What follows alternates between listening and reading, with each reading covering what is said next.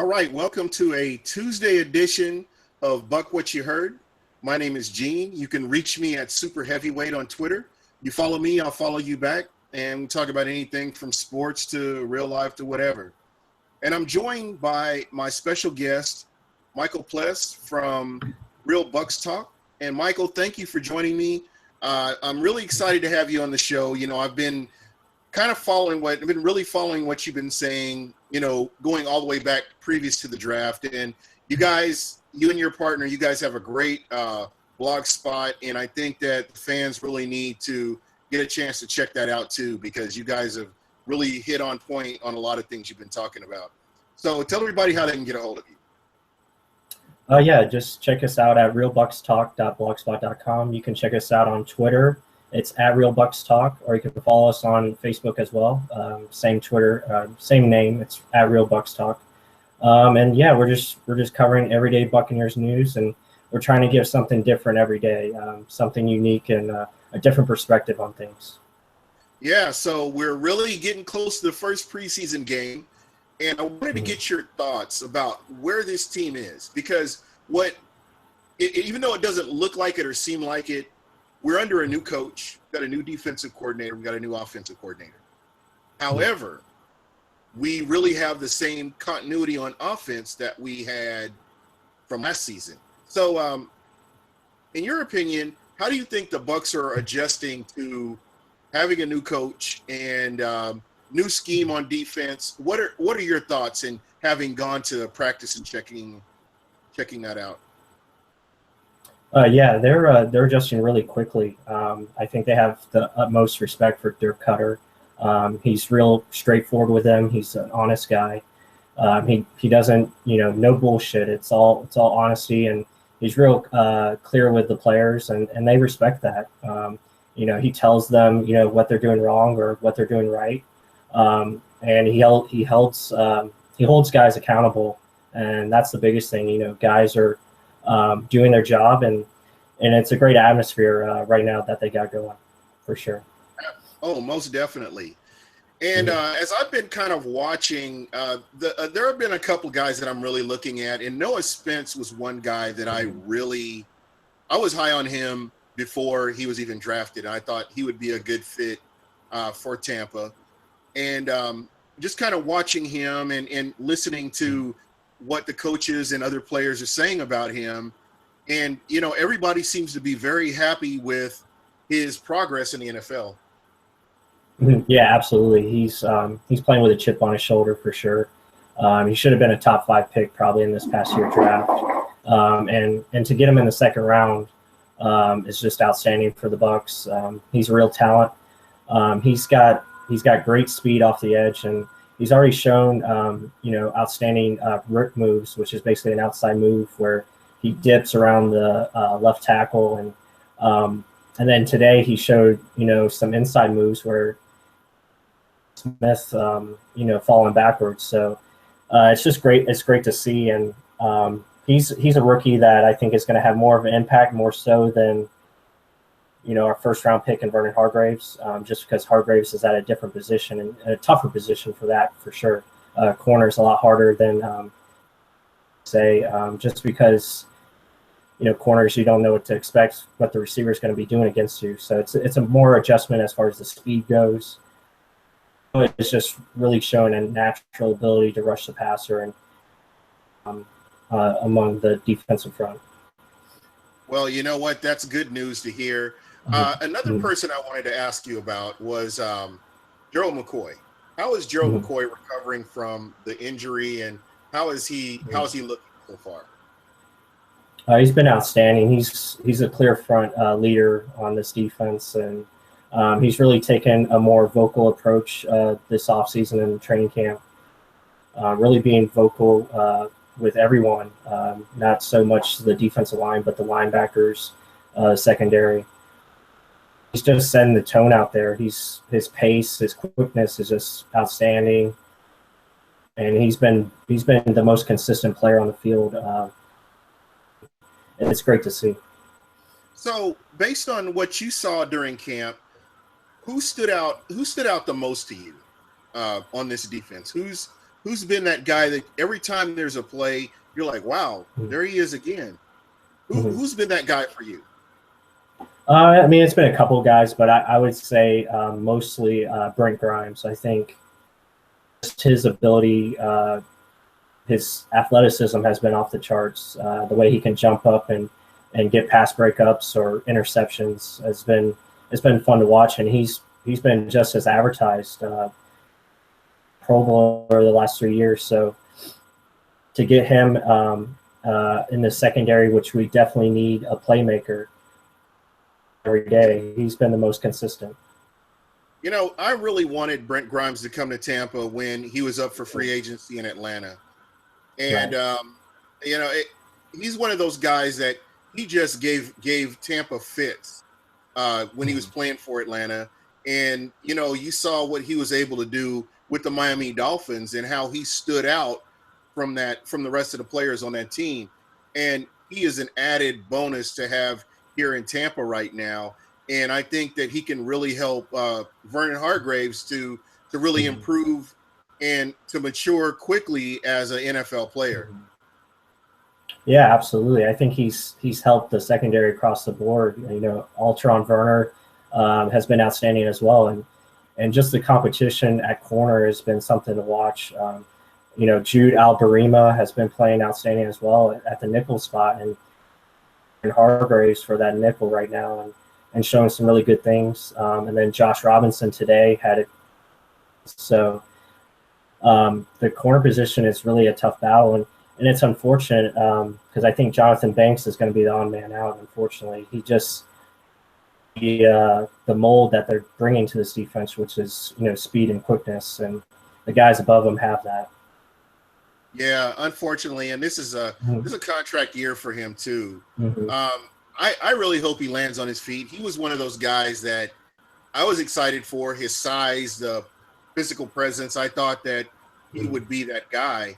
And unfortunately, you know, with the defense that we've had over the past couple of years, it really didn't give him a chance to showcase what he could do. And based on everything that I've heard, he's been very quiet throughout this season, this preseason camp and mini camp and everything. He's been very quiet, and he hasn't stood out like a Altron Werner, who's making the most out of his opportunity to get back to that top spot again. Yeah, I agree. And I don't know how many corners they're going to keep. They might keep, you know, at the most they're probably going to keep 5. I mean, maybe 6. But it's just unfortunate for Banks because he is a good player, but, you know, the competition and the scheme for this defense is just kind of pushing him to the bottom. Now, again, it's a long way to go. He can make plays in preseason and move up the charts. But right now, it's not looking good for him. I mean, maybe the Bucs can, you know, pull out a trade, but I don't know. We'll see. You never know. And, you know, you bring up a very good point. And, folks, anybody that's watching, I do want to say that anything that I'm talking about now, I preface this by saying that anything can happen between now and the first game of the season. So anybody that we're talking about who's in a specific position can end up down here in a matter of snaps, or just one play can just end it for somebody. You know, and they would be down at the bottom where they're looking up on everything. So a lot of football to be played, a lot of practices, a lot of things can happen. And, you know, while we're talking about that, another situation that's come up, and once again, I do want to say it's only right now, but you talk about the tight end battle, and you have Cameron Brate, who's been very consistent, nice hands, does what he's supposed to do, knows where he's supposed to be. And that's what a coach's dream is, to have that player that you're not having to be at them all the time, or you have to worry about what they're doing. And I think that Austin Seferian-Jenkins, I'm a big Austin Seferian-Jenkins fan. I believe that, you know, there's still time for him to bounce back and get to where he needs to get to. Yeah, I would agree. I mean, you know, ASJ, you know, even though he's, you know, on the second team right now, I mean, ever since Brate was named starter, he's come out and done his job. He's made plays, and he's picking up his play. Again, people forget he's only 23 years old, and he does have some maturity issues, and he's growing up in front of our eyes. And I think his problem is just details. He's got to focus on the minor details. Knowing where to be, knowing what route to run, knowing hey, I got to get to this spot on this play. I better get there. It's just those little details where he's got to hone in on that again, and then being a solid blocker. But I don't see an issue where we can't have Brate and ASJ on the field at the same time, and we're going to see a lot of that this year. I think. And I mentioned this before. The Bucs run a lot of two tight end sets and 3 tight end sets. And they're going to do the same thing this year. They like to run out of those heavy packages and pass the football. A guy like Brate and ASJ who can stretch the field, they're going to do that, and they're going to take advantage of it. So I don't look at it as more so a battle who's number one, because Luke Stalker is the main blocking tight end on this team, and he's going to be the guy where we put in and run. And ASJ is a big blocker too. Brate's not quite as much as the blocker as ASJ is. Both of them are going to get a lot of playing time, so I don't have an issue with ASJ being number 2. You know what? At the end of the day, when you have wins and losses, that's where this really matters. And in past seasons, if you watch some of my podcasts before, I go into stats and I talk about this and what we need to do here. But at the end of the day, it's wins and losses. I think the ticket holders, the fans that go to these games, the fans that have suffered through all the losing, all the mismanagement, they deserve better. The fans have been long-suffering, having to deal with this, having to deal with a new coach every other year. Excuse me. And, that all this needs to change. And I think that what the Bucs are doing right now is putting themselves in a position to be competitive. And you've heard Dirk Cutter say that over and over and over again. We want to compete. So that's what we have to look forward to. Yeah, that wants to compete. And Gene, let me sum up what I said, because I said a lot there. Basically, we're gonna have ASJ and Brate on the field at the same time, but look at it this way. Dirk Cutter has a lot of formations. He has a lot of sub packages that he likes to run. So there's going to be a lot of guys moving in and out. That's why I told fans, don't panic that Kenny Bell is the 4th receiver behind Adam Humphries. These guys are going to sub in a lot of times and get a lot of playing time as well. So it's all about finding the right matchups, and Dirk Cutter knows how to do that, and we got guys to exploit them. So don't look at it more so hey, we got 11 starters. It's more like 15 to 16, similar to how Mike Smith has said it in the past, where we have 15, 16 starters on defense. And that's how it is on offense. Just look at Charles Sims, probably the best running back duo in the league. So yeah. It's a quietly kept secret too, because I've heard so many people that kind of scoff when they hear about Doug Martin and Charles Sims. So, quietly kept secret, and you're absolutely right. We really won't, as fans or the media, will not really get to see a lot of what Tampa is going to be able to do this in the season. When the season starts, we'll just kind of have to guess a little bit. Everything. And would you say that what you've seen in camp so far has been pretty vanilla, or have you seen any of those packages that you were bringing up? Yeah, they haven't really run like the heavy sets like I've been mentioning earlier. Last year they ran a lot of 6-man offensive line sets where they mass pass protection and throw out of that. But they have been showing a lot as far as the screen game goes. They're really focusing on emphasizing the screens with the wide receivers, the running backs. So that's going to be a bigger part of the offense. But more in general, I would just say the tight ends and the running backs are going to be in the passing game. So I would look for that. So do you think that with these kind of formations, it opens up the long ball? Yeah, most definitely. They want to have explosive plays down the field, and they've done a lot of explosive plays in camp. They had more so today, just hitting deep passes down the field. So yeah, definitely they want to get big chunks. They don't have long drives because in today's NFL you gotta put big plays down the field and you gotta be able to score. So that's what they're looking for. Yeah, most definitely. So another guy Mhm. I wanted to ask you about because I saw his name flash across my screen on Twitter, Russell Shepard. Mhm. Oh, I know he comes into camp and he looks amazing during camp, and Mhm. then we really uh, just haven't really seen a whole lot of him during the regular season. Uh, do you think that he has a chance to make this team and or has a chance to really contribute to this team winning games? I mean, it's tough to tell. I mean, like you said, he puts on a show, during camp, and he comes alive when the pads go on. You can't say the same about Kenny Bell. It seems like Kenny Bell pads go on, but Russell Shepard has, he's shined so far in this camp. He's been real consistent. His main job is still going to be special teams. That's where he dominates. Okay. Kickoff coverage, punt coverage. As far as being a weapon on offense, I mean, potentially. I still think he makes the team just because of his athletic ability.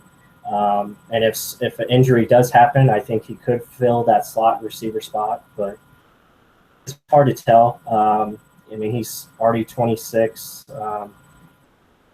He's got to start doing something. But as far as now, I think it's mostly special teams. Yeah. Okay. Yeah, I know you mentioned Kenny Bell, and you mentioned when the pads go on. Uh, have we seen any flashes from Kenny Bell in camp, or do you think he's still bothered by that injury? Is he 100%? Where does he stand right now on this team? I mean, he's got to show up this preseason. I think I said that earlier today. He's got to go out there and make plays. Again, and it's hard in training camp because where the quarterback's looking. Sometimes he could be open. He's not getting the ball, working with the second team, and maybe not always getting the opportunity. But gets the ball and gets the opportunity, but he either drops it or it gets intercepted or Have you seen a so it's lot of just drops? making. No, he's been pretty consistent with his hands. Most of the drops have been either, bad throws or contested catches. But I mean, he's just got to make plays. I mean, he's in the fourth spot right now, but guys that are behind him are coming on strong. So he's got to make plays You in know, the preseason. are you seeing him getting behind the secondary, or is it one of those plays where he really doesn't get that separation that we were expecting from him? He struggles often against press man. When he's going up against press coverage, he struggles to get off the line. And someone pointed out to me that it's his release, his technique in his release. There's a little hitch there. So that's something he's got to work on. But, I mean, when he has space off coverage, he does well. He does well to get open because he has speed. He's fast. I mean, there's guys behind him like Jonathan Krause, who we just recently picked up. He's been making plays, and I think the key for Kenny Bell, he's going to have to step up on special teams and make some splash plays in the return game. This team, or I don't know, he might be a casualty. Yeah, and just keep in mind he was a fifth-round pick, I believe, and Mm-hmm. not playing last year kind of set him back as well. You can only get so many mental reps, but being out there physically is what helps you mature in the NFL. So I guess looking at him, I'm really hoping that he can make this team. He was somebody I was excited about when he was drafted. So I'm really hoping for him to make this team. Uh, Anybody else on offense that we as fans should be looking at, or with this game coming up with the Philadelphia Eagles, is there anybody that has a chance to make the team that you don't hear about on some of your other radio stations or read about in any of the other Bucks notifications? Yeah, I mean, I mentioned him just now, Jonathan Krause. I think he's coming on really strong. Back position as well. Mike James has some real stiff competition from Peyton Barber. I think that's a guy to watch. Fast, 5'9", but can catch the ball really well. Gets to the outside quickly, so tough runner too. So I think he's the guy to watch for. The guys, tight end position, Tevin Westbrook out of Florida. Big, fast tight end. There are two guys to watch. I think, again, yeah, I think that's it. I mean, the usuals, Danny Vitelli. I think he's going to splash. He's going to make the team. Oh, absolutely. But, yeah. I just hear the way they're using him. And like you mentioned back in the draft, I mean, when he was first drafted, you said that he could be used in multiple positions because of his athleticism. And you were exactly right. And folks, this is why I really suggest checking out the Real Bucs Talk blog spot, because these guys know what they're talking about. And, you know, I wish that we could have had some kind of group chat or something going on during the draft, because you guys hit the nail on the head on a lot of picks. And I think the biggest one that you guys both hit on was Arguello, and the fact that the Bucs went ahead and picked him up. And, you know, a lot of people were thinking way on the other side of the ball. They were thinking wide receiver. You had other people thinking defensive tackle even. But when the Bucs moved back up and drafted him, I think you were one of the few guys that your group was one of the few guys that actually talked about that. So how are you feeling about him right now, having gotten a chance to watch him kick? And, you know, and just in general, how do you feel about him right now on this team? Oh, he's outstanding. Not worried about him. I mean, when I was there at practice, the guy made a 60-yard field goal with pretty much easily. So he's got a strong leg, very accurate. So I'm excited about him. I think he was well worth the second-round pick. You know, fans see kicker, but, you know, kickers are important in today's NFL, and I've said that quite often throughout the offseason. Yeah, absolutely, especially with the rule changes. Exactly, yeah. And 3 points is still 3 points, and it's getting that field goal when it's, you know, hey, we're supposed to make this kick. You know, that's momentum for your team, you know. And last season, when you have a chip shot and you don't make it, that can derail the momentum of your team, and it can hurt your team in some cases. And I think, you know, I look back at the Carolina game last year. I think it was the fourth week.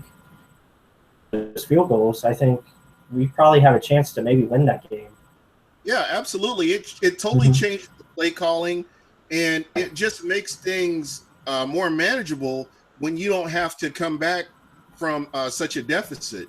And, you know, I think, was it Dirk Cutter? Dirk Cutter broke it down a game when they were talking about Doug Martin not getting a whole lot of carries. And basically how he broke it down was that the team was behind and they had to change the play calling to accommodate, you know, the fact that they were down. So I think that you're absolutely onto something here when you say that, you know, there are games that were winnable games, but, you know, we just didn't have a kicker that we were comfortable with.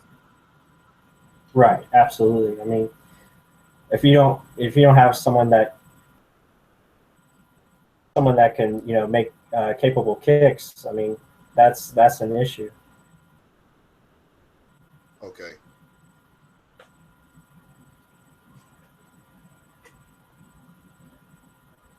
But I would just, you know, I go back to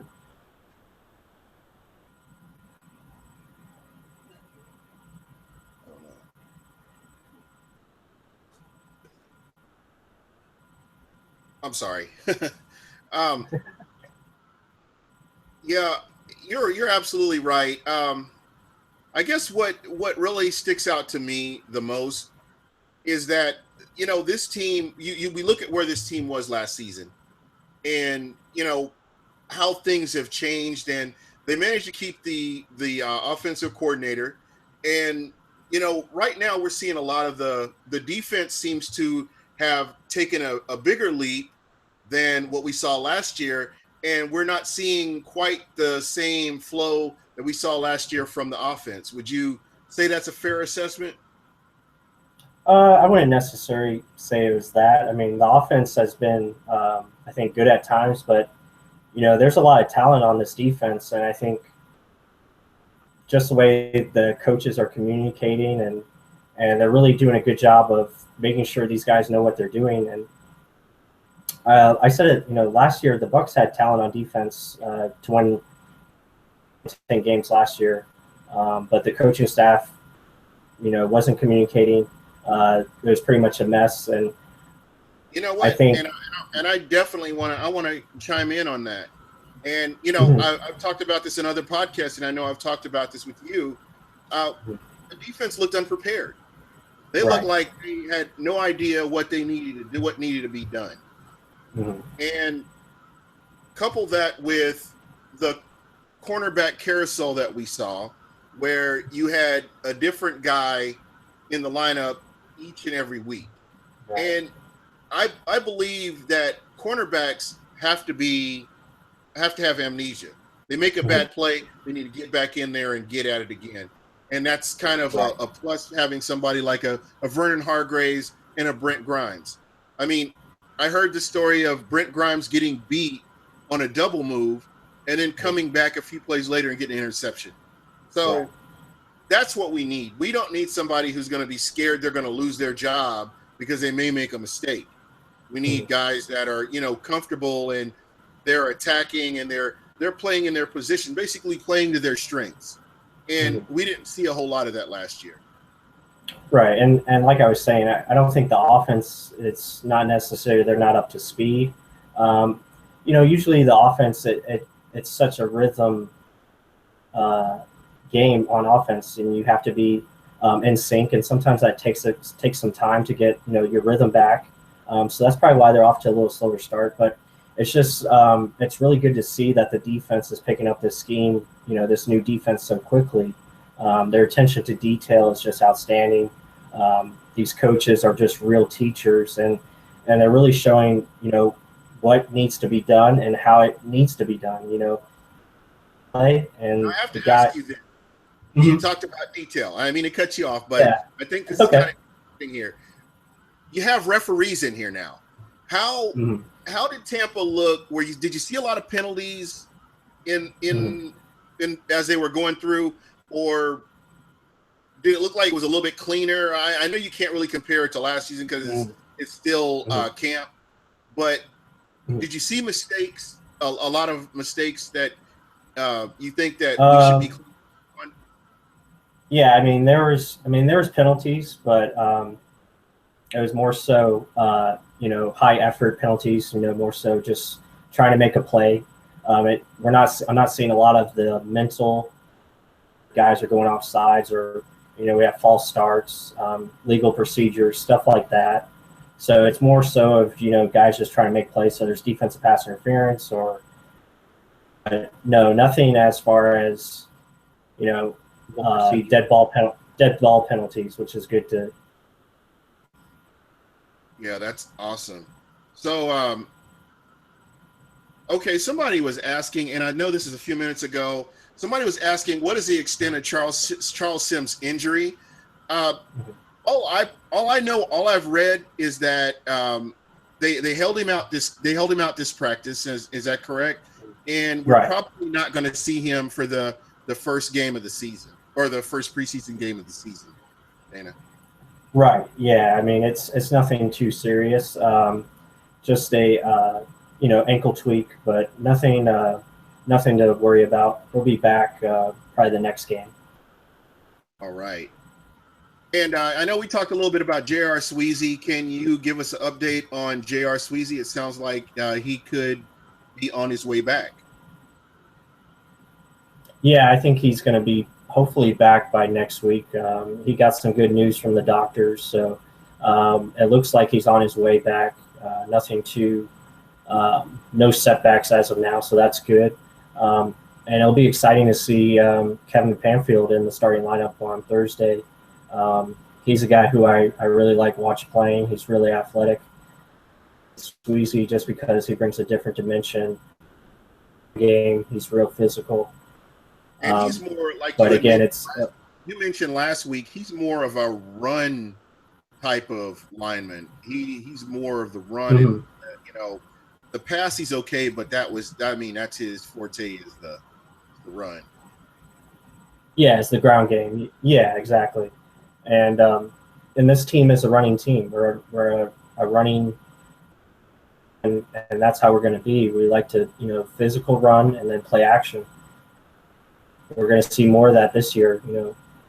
With Doug Martin and Charles Sims, we're going to take advantage of that. So yeah, definitely. Now, the guy I really haven't talked a whole lot about because, I'm pretty comfortable with where we are with him, but I would like to focus on him a little bit, and that's Jameis Winston. What have you seen from Jameis Winston and in the practices that you've been to? And, just in general, what is the vibe as far as, where he is right now? I know that he's done a lot of work on his body, but as far as being a football player, as far as the limiting the number of mistakes you make and that kind of thing, where do you feel like he's at? I think he's making very good progress. He's got pretty much total command of this offense now. He's running the show. I like how his leadership is over. And as far as everyday practice, he's up and down. He's still trying to find that consistency. But again, he's not a great practice player. I watched him a lot last season during camp, and really he's still kind of up and down. He'll make some great throws and then come back with what was that, but he's still getting it as far as knowing where to go with the ball, and he's making better decisions for sure. So and he's getting there. And the footage that I'm seeing from him, his footwork and just the crispness of the passes that I've seen, I'm excited. I mean, you can't help but be excited about this. Mm-hmm. Yeah, he's made a lot of progress on his footwork, and I like how they're implementing more design rollout plays where he gets outside of the pocket. So I think that's something to look for this season, where having more moving on the run and making more throws on the run, which he was really good at last season. So first in his pocket presence and having that ability where he can hurt defenses with his run game. So yeah, and that's something that I hope to see a lot more of this season. Now, Michael, I really I want to take a little bit of time to focus on your blog, Real Bucs Talk, and just tell everybody about some of the articles that you have written over the past couple of months, just keeping us informed on camp, and talk about what you have possibly lined up for the future, for during training camp, during the preseason games, going into the regular season. Yeah, I mean, you can go back to you can start from January. We do a great job of covering the draft. We're strengths. So I mean, if you want to really know about our draft class for this year, on every draft pick, and then we go free agency. We had that covered. In the off season, pretty much just cover just different players. We give more of a player call out certain players. Pretty much, it's not more so of team did that day, but it's more of what individual guys did, or even the coaching staff. And then for upcoming, I mean, preseason, we're just going to keep doing what we've been doing and looks as far as what the Bucs are doing. Scheme or different players or are talking about, or who they're talking about, and then once we get into the regular season, we're going to do more of a breakdown of our opponents, and that's where the real fun begins, and give you an inside look of what our team is going to be doing that week and how we can win that week, and that's going to be awesome to watch. Yeah, and you bring us into a great segment. And we do have the Philadelphia Eagles first game preseason. And we've heard. I mean, Philadelphia is a train wreck. Unfortunately for them, and I don't know if that's more mismanagement in the general manager's part or where it all starts. But they had a playoff team, and they fired the head coach, and they brought in another guy who got rid of all that coach's people and brought in his own people, and it was just a dumpster fire in the end. And now they're kind of having to rebuild. Now, I know this is just preseason, so what kind of things, because of this team and who this team is, what kind of things do you think the Bucs will be working on, or do you see the Bucs more so getting players that didn't get a lot of repetition on first team, getting them out there to really see what they can do? What do you normally see in that first preseason game? What's the norm for the fans out there that are kind of new to football? Yeah, I mean, usually the first game you're going to have your usual starters, play one series maybe at the most. Series if the first series doesn't go according to plan. At the most they're going to play probably 15 to 20 snaps. It just depends on how the game goes. But most importantly, what you look for is just a clean, fundamental game where we play smart football. Try to limit our mistakes. But most importantly, this is for the younger guys to get see what you have, to evaluate talent.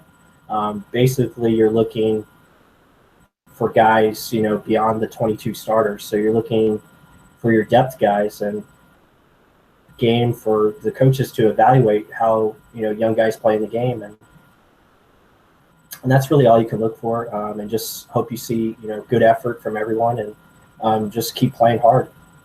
So at this point, we will get to see a lot of Mike Glennon. Now, I know there have been rumors, and I don't know what's fact or what's fiction. Sometimes I hear that Tampa is possibly shopping Mike Glennon. Then on the other hand, I hear that Tampa is happy with having Mike Glennon in as a reserve, and he's quietly had a really good camp himself. And, we've been focused on everybody else, but Mike Glennon, this is it for him. And I see him going on to another team and getting paid because of the lack of quarterbacks in the NFL, quality quarterbacks. A quarterback like a Mike Glennon can go out there and make a lot of money. Right. Yeah. I don't think Glennon's going to be moved at all. He's going to be, with the Bucs for this season. I've watched a lot of Ryan Griffin throughout camp, and he's not ready. He's not ready for the second. He's not ready for that backup role. Now he could happen. He would not be ready to step in. No, he's nowhere close. I think Glennon's going to be here, and I think Griffin, he needs one more year where he can learn under Mike and Jameis, and then he'll be ready next year. But as far as now, Glennon's too valuable to this team to be moved, and he's a valuable asset for Jameis as well. Just a lot of things as far as what to look for in the defenses, and they're a good tandem, and I think they want to keep that. Yeah. So there's another thing, we talked about earlier, consistency and keeping him in the fold. And I know, you hear Bucs fans have these conversations. Why not trade him? Because this is his last year. We're not going to re-sign him. Why not trade him before he goes somewhere? But you know what? You want that continuity. And, God forbid anything happens, we would have a quarterback who could step in and, not hurt us too badly, Right. Yeah. Manageable. Yeah. So, other than that, I'm going back to the Philadelphia game, and, we talked about players that we are, we're going to be watching or looking for. And another guy that I haven't really got to talk about too much is Robert Ayers. I really like what I'm seeing from him, and I think that he's going to make a big difference on this defense. And yeah, from everything that I've read, I mean, he's as good as Bill. Yeah, I mean, the guy has the right attitude, and he's going to make this defense more nasty. They're not going to be soft anymore, and he brings that toughness attitude that we need, and always going 100 miles an hour. He gives full effort every play, and he's just he's what we need. And at the time, I think he's going to bring a lot to this team as far as his leadership, just his overall play. I mean, he really broke out last season with the Giants with 9.5 sacks. His versatility, where he can play defensive tackle and defensive end, is going to be big. And I see him similar to Clinton McDonald, who's also going to be big for this team. He's another leader, and also a pretty good player at that too. So having those two guys, it just brings you versatility. And the Bucs have thrown this line of Spence, Ayers, McCoy, and Jacque Smith out there, and that's a hell of a pass rushing unit right there. I mean, that's going to be problems for offenses this season. I can't wait to see it. Yeah, and another guy we haven't talked about either is Jacque Smith. Yeah, tremendous. How is he looking compared to last year before his injury? I mean, he looks great. I mean, the guy's in great shape. Hasn't really made all that many splash plays as far as camp. I mean, Noah Spence has been running away with it. But I mean, Jack Smith is still, he's getting in the backfield, making plays once or twice per practice. So he's going to be good too. I mean, 7.5 sacks last year. I mean, that's not an easy thing to do. And I think if he stays healthy, he can definitely get 10 this year. Yeah, and that's what we need. We need a double digit. We haven't had a double digit sack person since Simeon Rice. Yeah. Wow. Crazy. Yeah. 2005. Really hard to believe. So, a lot of things to be excited about. Football's here. How many games are you going to try to catch this year? Or are you going to, I'm going to try to go as many as I can. I mean, I'll probably be I'll be at most of the tailgate parties and stuff. So I'll be around the fans, at Raymond James if I'm not at the game, but I'll definitely be around the area. But yeah, for sure. But we'll definitely have it covered. We'll be on Twitter and stuff, chatting with fans, but it's going to be fun. Yeah. So are you starting to see a lot more fans come into your site to get information or Yeah, definitely. We love the fans. We love talking with the fans, and their feedback has been good. And just look to keep building that. And we love, talking and disagreeing, and just keep going at it. And, yeah, and I'm excited to talk with opposing fans, and so yeah, it's been fun, and we can't wait till the real stuff begins. Oh yeah, most definitely. I really hope that I can, as we get closer to the season, that after the games, maybe like on a Tuesday or maybe a Thursday, I could get you on and, get your perspective on things. What I've been doing the past couple of seasons is I'll watch the game film. After a loss or a win or whatever, you're emotional, and you really kind of have to take a step back to look at everything again before you have a clear perspective on what's going on. And that's what I try to do. And that's what I'm going to, kind of continue to do again. But you guys are amazing. And I really want to get you guys on as much as possible. I want to get your partner on as well. I know he's not as, he's not as free as you are, but, it'd be really awesome to get you guys both on. You guys do a great job. Thank you. So, any parting thoughts? I mean, you're excited about the coaching. I mean, anything that fans need to know, or you want to get into here? Yeah, I mean, I'm excited, about this Philly game. I think it's going to be a good test for offensive line. The Eagles actually have some good defensive linemen. Fletcher Cox is going to be a good test. Vinny Curry. So those are two guys. that our offensive line will go against for the first couple, first series. That has me excited. What about at running back? I guess I'm not familiar with who. I know they had Ryan Matthews. Yeah, Ryan Matthews is the running back. Yeah, Darren Sproles. They still have Darren Sproles. Yeah, Darren Sproles is still there.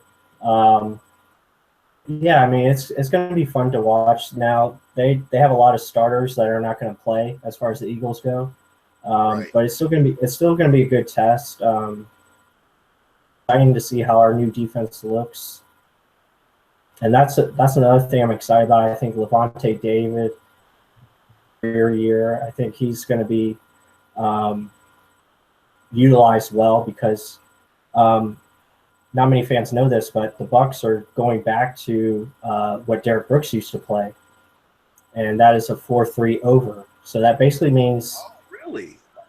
Yeah, that basically means the will linebacker plays the strong side position. David to have the opportunity to blitz more, or cover the tight end. So I think he's going to love that. I think. And his ability to rush the passer is great, and I think he's going to rack up. He's just going to have a big year. I think he's in store for a big year, and same thing with Quan Alexander. So that's going to be exciting to see. And it's interesting you say that because we kind of have to go all the way back to Greg Schiano to see where Levante David was really thriving with that blitz and getting in and getting after the quarterback. And it's going to be nice to see him being able to get after the quarterback because that's what he's good at. And what we're seeing right now is a defensive coordinator that's playing these players to their strengths. And that's absolutely what's exciting to me is not an ego-driven person that wants to fit everybody into their scheme as opposed to getting players that can get after the ball and being flexible enough to have this scheme that it works out to people's benefit, to players' benefits. Yeah, absolutely. And I just love the aggressive nature that he's going to bring Mike Smith. He's really disguising his defense as well. Jameis, I think, said a couple of practices ago where, the defense is doing a good job of, making him confused at times and presenting different looks. And it's just going to help Jameis grow as a quarterback. Absolutely. Yeah, and the way the defense is playing, they can blitz on any down now, and it's just because in today's NFL, you need to be aggressive and you need to bring it to the opposing offense to have a chance in today's game. Yeah, now, is it me or did it seem last year like you didn't see a lot of blitzing last year? No, I mean, we had occasional blitzes where we do the double linebacker blitz up the middle. Actually worked at times, but we didn't do it often. Lovey was more typical of, hey, we'll get our pressure with our front four. We'll give you that typical third down blitz and, every so often. Mike Smith, he's going to bring blitzes on first down, second down, third down. It doesn't matter what down it is. He's going to attack you and attack you in different ways. The point is you can't have quarterbacks complete 70% on you in order to win. And that's not going to happen this year. You got to be around 50. They're going to do everything they can to, make quarterbacks look bad, and that's the key. And at the beginning of last season, I did say that Tampa could possibly get 10 wins, and I believe that had the defense been halfway decent last year in getting the opposing offense off the field, I believe they could have done that. Yeah, and I'll just say this, going back to the draft, a lot of fans were saying, oh, we need, defense, all defensive draft. Last year, the defensive talent was greater than the offensive talent, and it still is. This defensive talent is still better than our offensive talent. Defense is winning in these practices because the talent is better on that side still. And I heartily agree with that. Has a lot of talent on defense, and it's had a lot of talent on defense for a while. And I think, next year's draft, I think the Bucs will go, more so offense, because this offense still needs more talent. It still needs, another receiver, another offensive lineman. With that being said, this team is more than capable of winning 10 games, and it's a disgrace they didn't make the playoffs last year because the schedule was in their favor, and they had the talent to win. And unfortunately, this season they might be better, but they're facing a harder schedule, and they might only get 8 wins. So that's the only thing. You look at a team like the Denver Broncos. This Denver Broncos is not the same as the Denver Broncos team you saw last year. Right. Absolutely. Yeah. And I guess my point is, a lot of teams are going to overlook the Bucs. Everybody can use the professionalism and say whatever you want to. Teams are already writing off the Bucs as an automatic win. And, I think it's just going to take the Bucs going out there, winning some games and playing mistake-free football. And I think it's going to put them in a position to where they could, be competing in the division. Everybody has pretty much crowned the Carolina Panthers, but nobody predicted the Carolina Panthers with one loss last year. So anything is possible in the NFL. I mean, absolutely. Like we're talking about right now, I get what you're saying. It is a tough schedule when you got the Seahawks, you've got the Raiders, who are greatly improving, Kansas City Chiefs, teams like, different teams. You've got the Dallas Cowboys with Dez Bryant coming back, and with Dez Bryant and Tony Romo, who will be healthy this season. So a lot of different things that, in my opinion, I still think a lot of these teams are beatable. I think all these teams are beatable, to be honest. And, absolutely. You got to go out and play. At any given Sunday. I mean, exactly. But again, I mean, it was frustrating last year to watch, being underutilized. And I think that's the refreshing thing for this season, that, talent is going to be used the right way, finally, under this coaching staff. And it's going to be exciting to see where, how they match up every week and use the game plan the right way. Yeah. And you, as a Buccaneers enthusiast, how many head coaches and coordinator your regimes have you seen where players have been utilized like they should? I will say John Gruden for the Super Bowl, the 2002, but I go back consistently. I would have to go all the way back to Tony Dungy to say that you have a coach, general manager, everybody's come in and they're on the same page and they're getting the best out of the players. We haven't seen this for a long time. Right. Yeah, absolutely. Totally agree.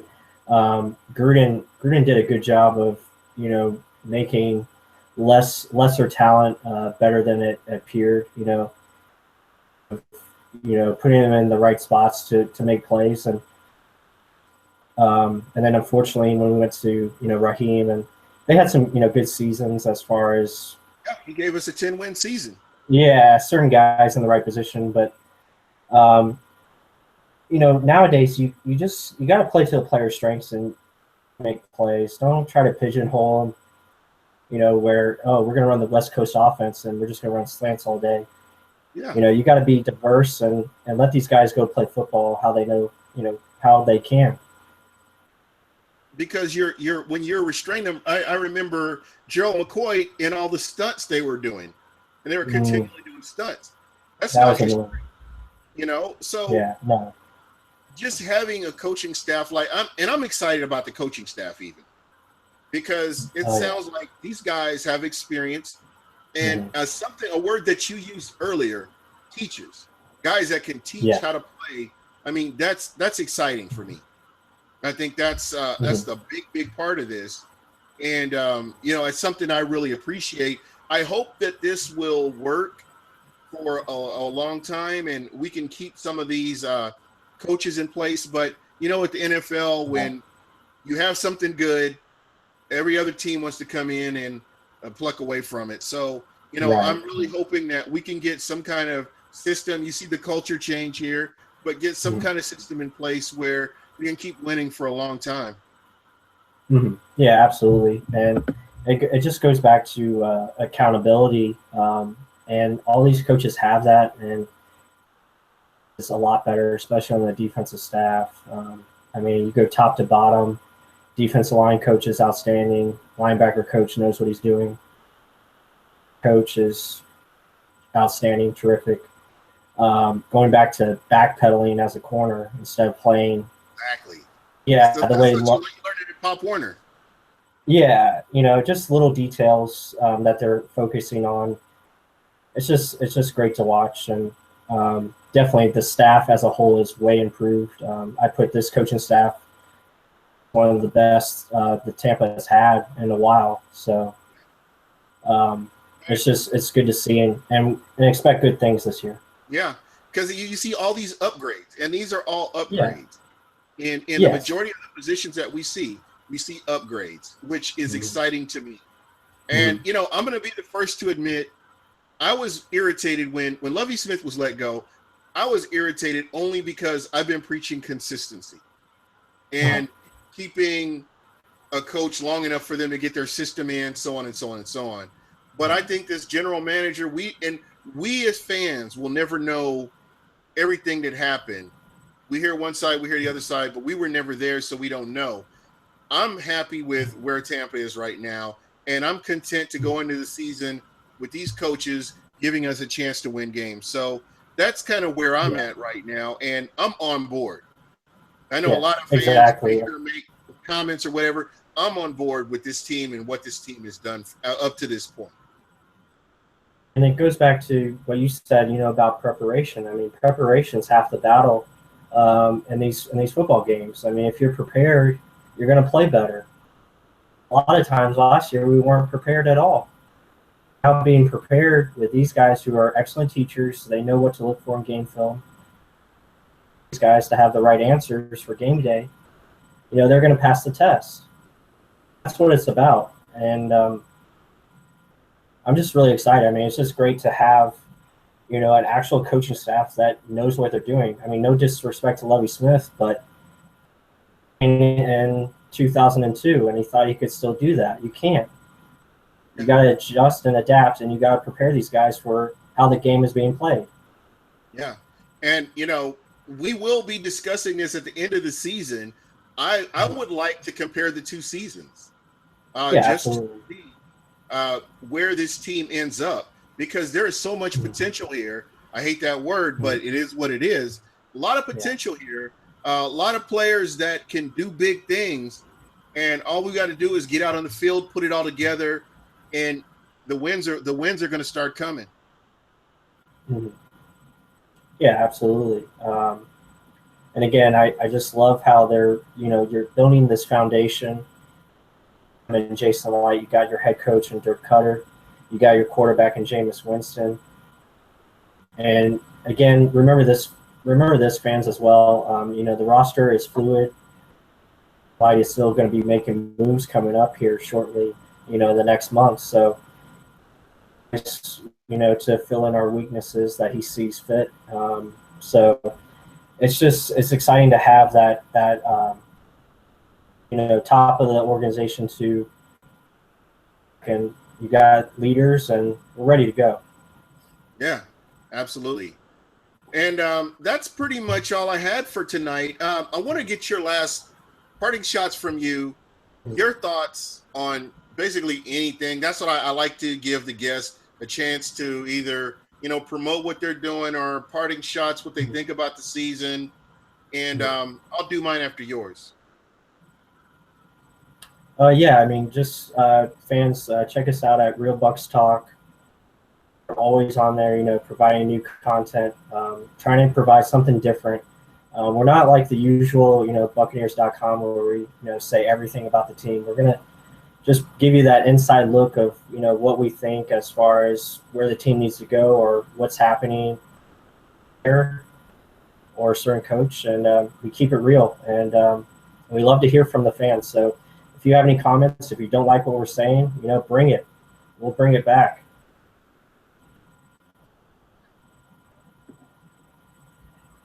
All All right. Well, you know what, Mike, I really appreciate you. And fans, I just want to say thank you for, being supportive of the team.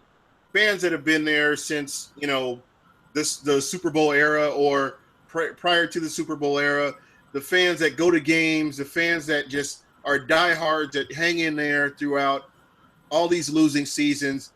Thank you guys for doing what you do. Any fans that are checking out the show, thank you.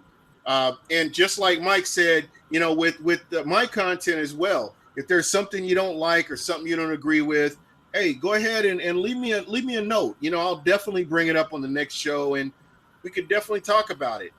But I want to thank everybody because it's hard when your team is not winning. It's hard to be a fan, but I tell you what, when your team starts winning, oh, how sweet it is. So That's pretty much all I've got. And Mike, thanks a lot again. And folks, thank you for checking out Buc What You Heard. Once again, leave me a comment, leave me some likes. And that's it for me. Peace.